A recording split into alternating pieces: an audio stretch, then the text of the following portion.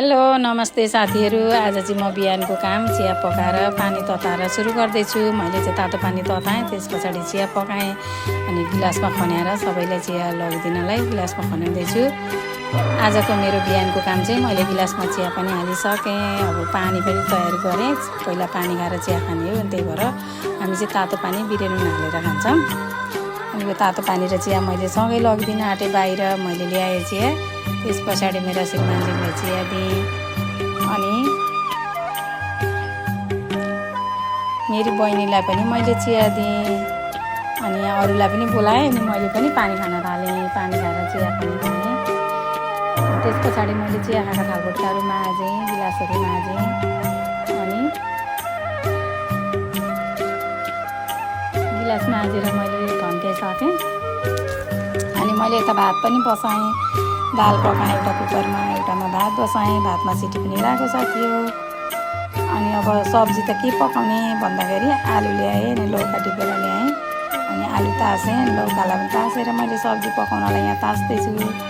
अनि हजुर के पकाउनु भयो? यो चाहिँ आफ्नो बारीको टमाटर हो। अहिले चाहिँ टमाटरमा किरा हुन्छ धेरै अहिलेको टमाटरमा, त्यही भएर मैले आलु पनि काटेँ।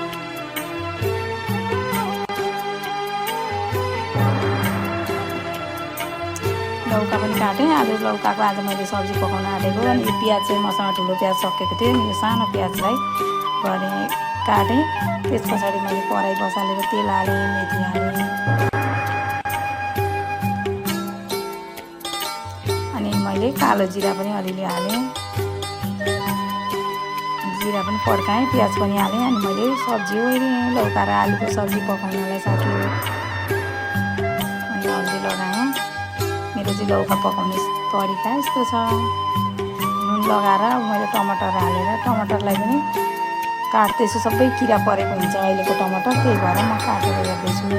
यो मौसमी भइसक्यो, पानी परेकोले सबै टमाटरमा किरा हुन्छ। अनि म यसरी काटेर नपरेको छान्दैछु।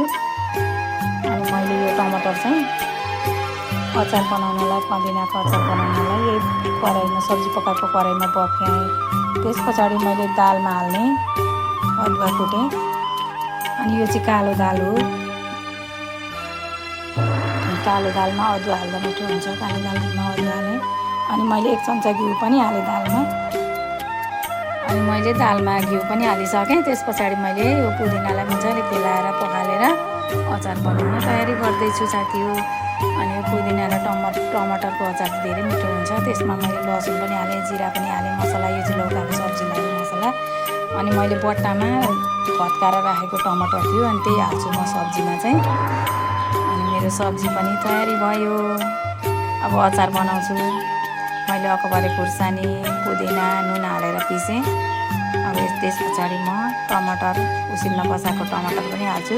मलाई चाहिँ मिक्सरमा भन्दा सिलौटामा पिसेको टमाटरको अचार मिठो लाग्छ। अब मेरो भात सब्जी सबै तयारी भयो। अब खानालाई मैले दही पनि निकाल्दैछु। दही निकालेर पानी हालेर फिटेँ। मेरो भात पनि रेडी भयो।